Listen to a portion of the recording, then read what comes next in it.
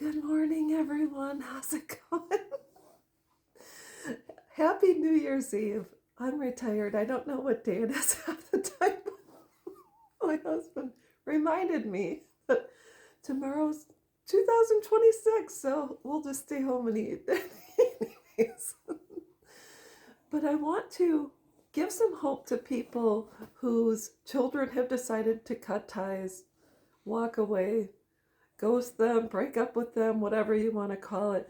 And a lot of it, I say if you reframe and rewire, you can turn lemons into lemonade with a splash of vodka. You don't necessarily have to say my kids walked away or disowned me or threw me in the garbage. You can say, you know what, they became adults, moved on, and they're living their best life if that's what they're doing. But I want to talk to people whose identity was tied to one word, either mom or dad. And that has been you for the past 20 years. And you think, and you thought, gosh, if my kids are gone or something happens tragically and suddenly, how, I don't know if I can go on. And today we have people that have to go on regardless because what are we going to do? Lay in bed and cry? I tend to not do that for really often at all. Regardless of the situation, I usually say, I'll deal with it later. And I have. And so over the past 15 years, I have become an individual. I got back to my roots. And then now I'm married. So I'm a wife and a stepmom and a mom to another girl who has chosen me. A daughter from another mother, so they say. And I want to give some hope to parents who are struggling as to the what now. And I'm going to read you the notes I put in my phone. For so long, we have relied on the title mom or dad and the voices of our children. They used to tell us we were the best mom or dad ever and they loved us. What happens when they change their tune and make a U-turn?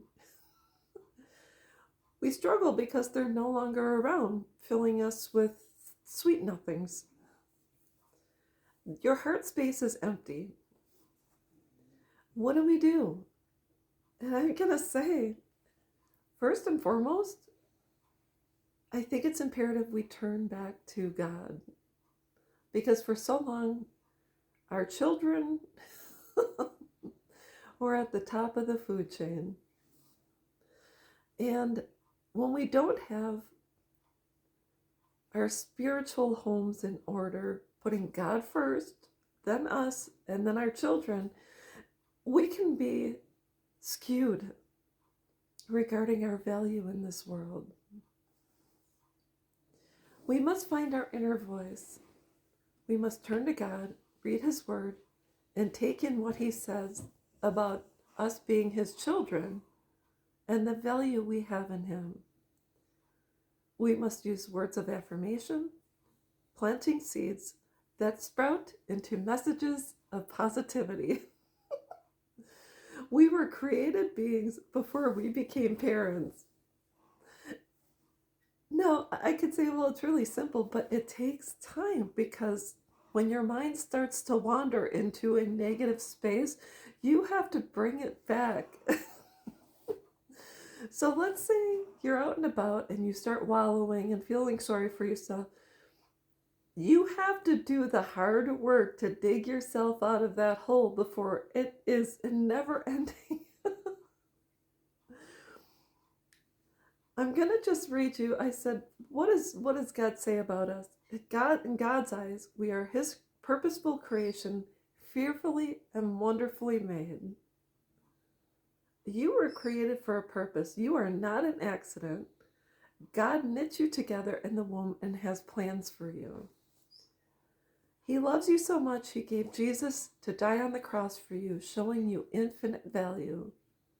God values you more than sparrows, and not one hair on your head goes unnoticed. That's Matthew chapter 10, verse 31. Because you are precious, He redeems you, protects you, and gives you an honored place. And you know what? When you accept Jesus as your Lord and Savior, believe he died on the cross for your sins, and know that you're going to heaven, you can be assured that no matter what you've done in this world, no matter what your adult children are saying about you or telling you what a terrible person you are, when you accept Jesus, all of that is washed away and we become new. There is nothing greater than being forgiven by someone who made that ultimate sacrifice, because we as human beings, we hold on to grudges, we have a hard time. I've been hurt. I've talked about it in the past. I have to forgive. I have to ask others to forgive me because I know I'm not perfect. But when we let go of the voices of our children, when they mean us harm, and we turn towards God, what greater joy is that? So, anyways, it's about reframing, rewiring, planting a new garden, and standing up as a new person. Hold your head up high. Why? Because you deserve it. Because you are fearfully and wonderfully made. So that's all I wanted to talk about, and I will be back.